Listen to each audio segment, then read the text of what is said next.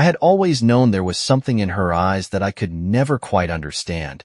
But that night, for the first time, I felt it. It wasn't just the shadows of exhaustion or irritation. It was something else. "You're not mad that I didn't have time to make dinner, are you?" Betty gave me a lazy glance, leaning against the doorframe. I looked at her.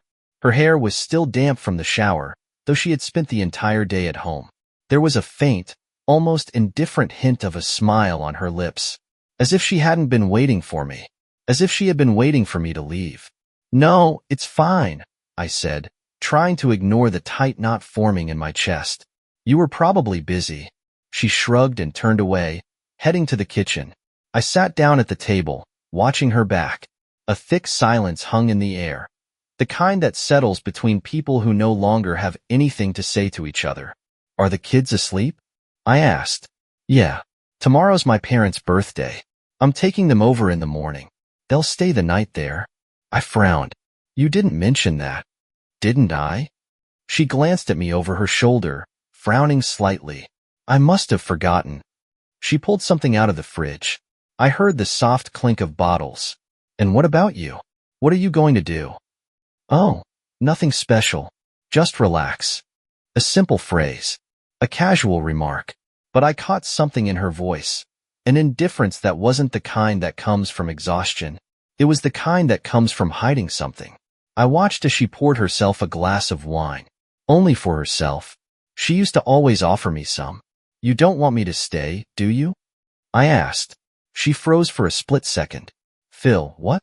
"Of course I do." But her voice was empty. A lie. I nodded, studying her. Something unpleasant and sticky curled inside me. Something that felt a lot like fear. "I can leave later if you want." "No, don't." She answered too quickly. And that's when I knew. I waited a few seconds, watching as she took a sip of wine, as her fingers tightened just a little around the stem of the glass. "You've been acting strange, Betty," I said quietly. She laughed. Nervously. "Oh, Phil, not this again." "Again?" She didn't answer. I got up, walked over to her, and leaned in, taking her hand. "If there's something you need to say it." She didn't pull away, but I could feel the tension in her fingers. "You're tired, Phil. Just go. We'll talk when you get back." I looked into her eyes. Dark, deep, but there was no warmth there. No desire to make me stay. And that was the first moment I truly felt like I was losing her. I let go of her hand. "All right." She smiled, but it was forced. "Have a safe trip." I left. But the feeling of unease never left me. And if I had stayed that night, maybe everything would have been different. Trust doesn't die all at once. It slips away slowly, like water through your fingers. You don't notice it's gone until your hands are dry. And I could already feel the dryness. I couldn't get the look on her face out of my head. That lazy, almost indifferent gaze. As if I was no longer a part of her world. As if she hadn't expected me to stay. The day dragged on painfully slow. My bags were packed, my route planned, but I kept stalling. Every movement felt mechanical. My body went through the motions, but my mind was stuck in last night's conversation, in her glances, in the subtle hints I couldn't quite piece together. I sat in my truck's cab, leaning my head against my hand, staring at my phone. Not a single message from Betty. She always texted before my trips. Little words of encouragement, the usual "drive safe," "love you," or at least, "let me know when you get there." Today, silence. I slipped my phone into my pocket and started the engine. The deep rumble of the diesel filled the cab, but instead of the usual anticipation of the road ahead, all I felt was unease. It scratched at my insides, gnawed at me like a rat trapped in a box, eating me from within. I took a deep breath, deciding to stop at a gas station for coffee, clear my head. Instead, I found an answer I didn't want. The station was nearly empty. I grabbed a cup from the machine, took a glance at the glass door, and froze. Katie, Betty's best friend. She stood at the register, tapping something on her phone. She hadn't seen me yet. I didn't want to talk to her. But something inside me pulled. Some instinct, a quiet voice at the edge of my consciousness. I walked over. "Katie." She lifted her head, blinked, recognized me. A flicker of surprise crossed her face. "Phil." She smiled. I thought you were already on the road. Almost, I nodded, taking a sip of coffee. It was hot, but did nothing to warm me. How are you? Oh, fine. Just stopped by for some wine. We're having a girls' night. I tilted my head slightly. Is Betty with you? Katie squinted. What? No. She told me she was going to her parents' place. Silence. I nodded slowly, but something inside me collapsed. Katie frowned, picking up on the shift in my expression. Why? I forced a smile. No reason. I just thought she was with you. Her eyes widened slightly. She told you she was coming to our place? I didn't answer. She looked away for a moment, then said quietly, Phil, I don't know. Maybe I'm wrong. Maybe she just changed her mind. Maybe. I drained the rest of my coffee in one gulp, feeling the heat rise inside me. She lied to me. Back in my truck, I sat motionless, gripping the steering wheel so tightly my knuckles turned white. I knew I was supposed to just drive away, but a voice inside me whispered, Stay. I checked her messenger. Last seen, 10 minutes ago. No messages. Her inbox was too clean. Too clean. I took a deep breath, swallowed the lump in my throat. Maybe it's just a misunderstanding. But what if it's not? Where is she then? Why did she lie? I put my phone away and started the engine again. I was supposed to be heading out of town. Instead, I turned back onto our street. I parked at the end of the block, where I couldn't be seen, and I waited. 20 minutes passed. Then 30. I was beginning to doubt myself, to question my own sanity, when the front door of our house opened. Betty stepped out. I froze. She glanced around. Not casually. Not out of habit. She was checking to see if anyone was watching. My breathing slowed. She climbed into her car and pulled out of the driveway. I waited a few seconds, then followed, keeping my distance. Her driving was steady, unhurried. 10 minutes later, she turned into a familiar neighborhood. And that's when I saw it. Tom's house. Tom, my neighbor. My friend. My heartbeat pounded in my ears. She pulled up in front of his house, shut off the engine, and got out. I expected her to knock, to ring the doorbell. Instead, she reached into her bag and pulled out a key, and unlocked his door. I went still, the world around me stretching into something slow and suffocating. A key. She had a key to his house. My mind refused to accept it, but my body already knew the truth. I sat there, gripping the wheel so hard my nails dug into my palms. A moment passed, then another, and I realized I couldn't just drive away. I opened the truck door, stepped out. The first heavy raindrops started falling. I took a step, then another, and I walked toward the house. I stood in front of his house, rain falling harder now, soaking into my clothes. Betty's car was parked by the curb, raindrops streaking down its windshield. Her footprints still lingered on the wet path leading to the door. A key. She had opened his door with a key. I took a step forward. Are you sure? That voice in my head was quiet, almost pleading. What if you're wrong? What if this is just a misunderstanding? But I couldn't turn back. I moved closer. Rain drummed against the roof, thin streams trickling down my face. The house was dark, except for a faint light glowing from one window. I stopped at the door. Somewhere inside, something creaked. A soft sound. Slow. A voice. Muffled. Laughter. A woman's laugh. My heart stopped. I reached for the doorknob. It wasn't locked. I stepped inside. The first thing that hit me was the smell. Warm, thick. Wine. No, not just that. Something else. And then I heard it. A low, rhythmic sound. The rustle of fabric. A quiet breath. I moved forward. Shadows flickered across the walls, the flashing light of a TV, sending chaotic bursts into the darkness. I passed the kitchen, heading toward the living room. And then I saw them. Betty sat on the couch, her legs draped over Tom's lap. She was barefoot, her dress slipping off one shoulder, her hair tousled. A wine glass in her hand, his hand on her waist, moving slowly down her back. Betty leaned in, whispering something against his ear. Tom smirked, his fingers tracing the curve of her thigh. I froze. Like in a nightmare where you try to scream but nothing comes out. They didn't even notice me at first. I took a step forward. The floor creaked under my weight. Betty went still. Tom turned his head. Our eyes met. Time stretched.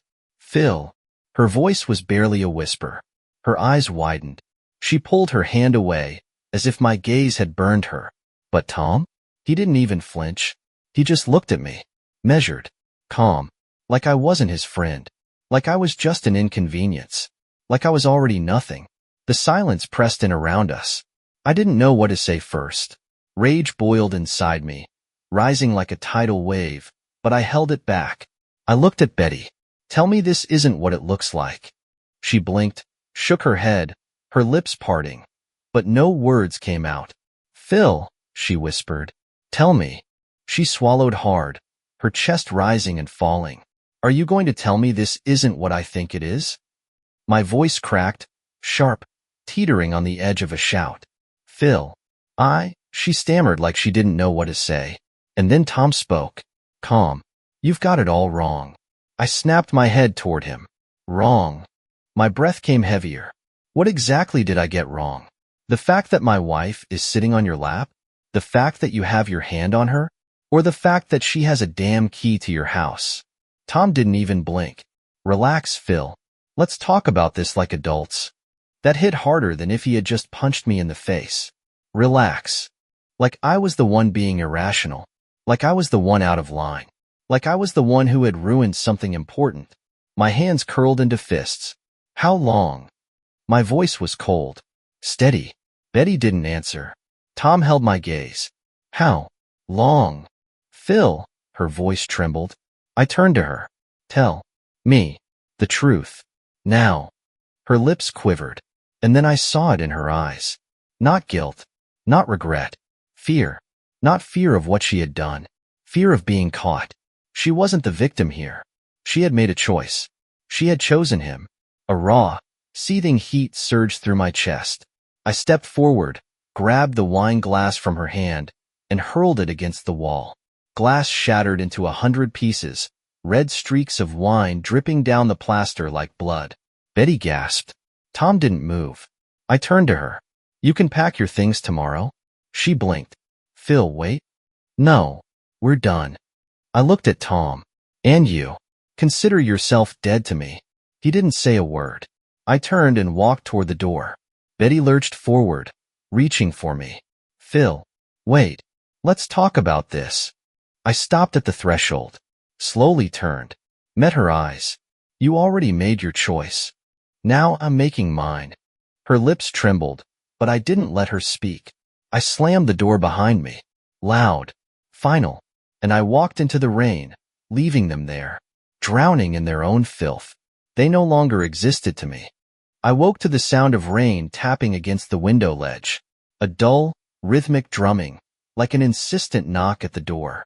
I lay there, staring at the ceiling, feeling the cold, thick emptiness seeping through my veins. The silence in the room was deafening. No footsteps in the hallway. No children's voices. None of the usual morning noise. Just me. Alone.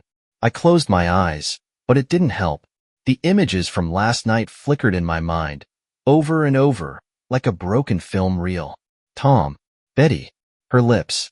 His hands. The soft rustle of fabric. The quiet laughter. That key in her hand. Rage surged through me again. I sat up in bed, running my fingers through my hair, exhaling slowly. It hurt, but the pain was fading, leaving behind something black, hollow, something that let anger seep in instead. I couldn't just let this go. I didn't even know why I called my mother. Maybe I just needed to hear a voice. Someone who had always been on my side. Someone who had known me since the day I was born. Someone who was supposed to stand by me. The phone rang twice before she picked up. Phil, sweetheart, aren't you on the road? I swallowed.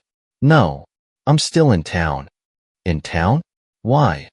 I took a deep breath. Betty is cheating on me. Silence. A heavy, suffocating silence. I waited for her outrage, her anger, her support. Instead, I heard a sigh. Long, slow, full of something I couldn't quite place. And then I knew. You knew. My heartbeat pounded in my ears. Phil, you fucking knew. Son, please listen. How long? My voice was low, cold.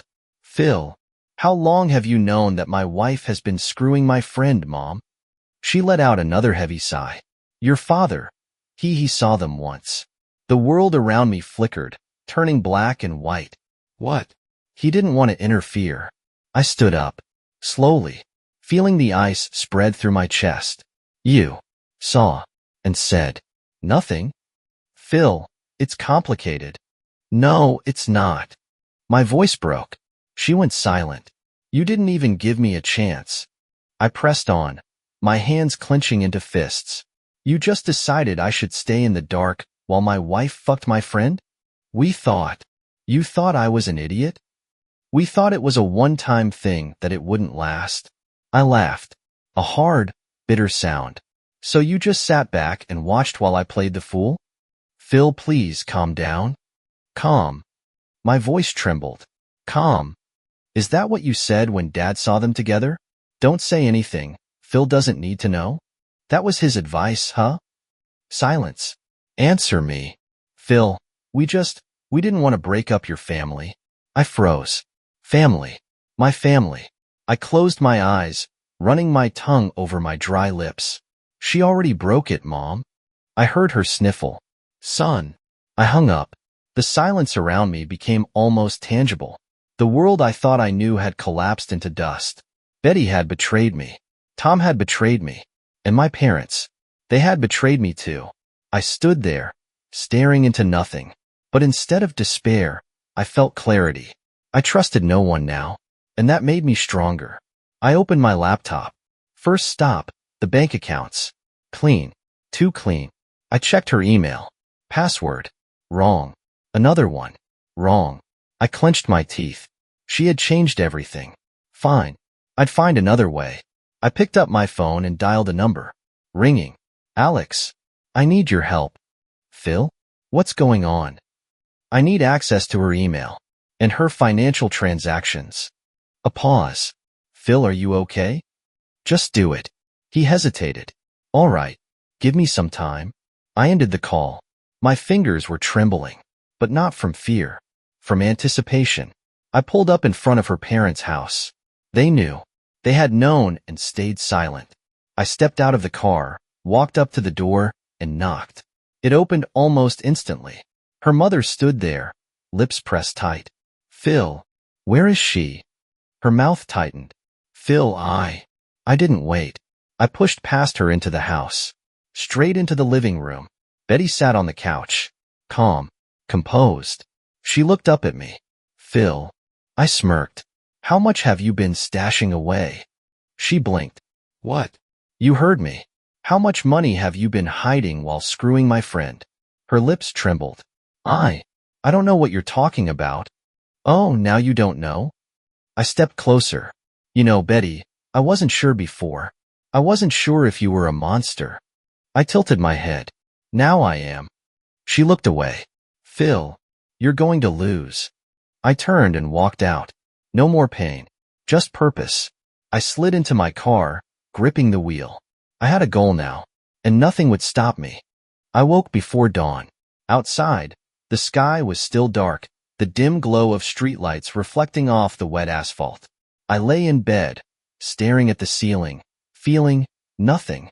The trial was over. The marriage was officially dissolved.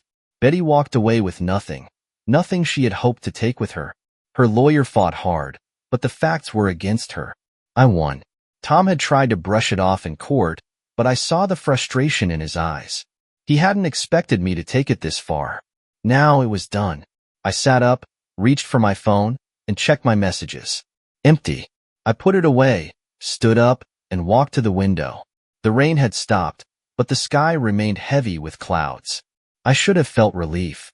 I should have felt satisfaction. But inside, there was nothing. I won. So why didn't it feel like victory? I had waited for her outside the courthouse. She walked out alone, wrapped in a cheap gray coat, her face drawn with exhaustion. For a few seconds, we just stood there, staring at each other. Are you happy now? Her voice was quiet, even. I didn't answer. She nodded, as if she already knew. Did you really want it to end like this? I tilted my head slightly. Did you? She looked away, biting her lip. I never wanted to lose you. I let out a short, dry laugh.